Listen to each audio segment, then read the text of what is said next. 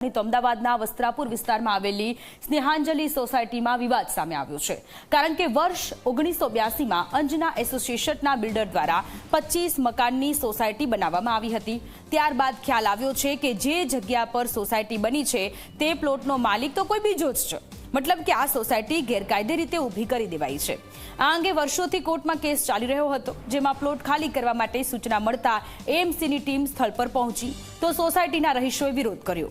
એટલું જ નહીં, વસ્ત્રાપુર પોલીસ સ્ટેશને રહીશો દોડી આવ્યા અને બિલ્ડર વિરુદ્ધ ફરિયાદ નોંધાવવા માટે પોલીસમાં અરજી કરી। ત્યારે પોલીસે કાર્યવાહી શરૂ કરી દીધી છે, પરંતુ હાલ તો 25 મકાન માલિકનો 125 લોકોના પરિવારને અંધારો થવાનો ભય સતાવી રહ્યો છે। બિલ્ડરે અમારા ઉપર ફ્રોડ કર્યો છે અને કોર્પોરેશનવાળા આજે ત્યાં આગળ બુલડોઝર લઈને અમારા મકાનો તોડવા માટે આવ્યા છીએ, એટલે અમે અહીંયા ફરિયાદ કરવા આવ્યા છીએ। કોણ બિલ્ડર છે? અંજના એસોસિએટ જે છે એ લોકોએ આ ફ્રોડ કર્યો છે। અમને લોકોને કહ્યું હતું કે ચિંતા ના કરો, અમે બધું પતાવી દઈએ છીએ। આજ દિન સુધી કશું પત્યું નથી।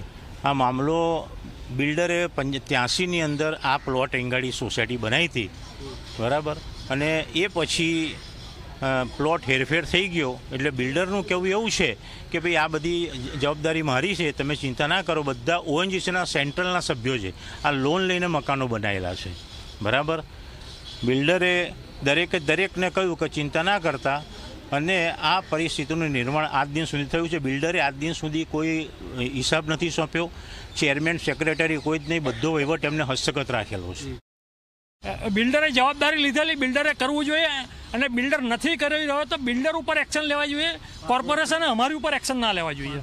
ફરિયાદ કરવા આવ્યા તો એ લોકો છે હવે તમે લાઇટિંગમાં આપો અમને। એકચ્યુઅલી પ્રોસિજર અમારા ધ્યાનમાં આવ્યો છે કે ભાઈ એમણે લખવું જોઈએ, પણ એ કહે છે તમે બહારથી લખીને લાવો અને પછી અહીંયા આપો, એટલે આગળ શું થાય છે ખબર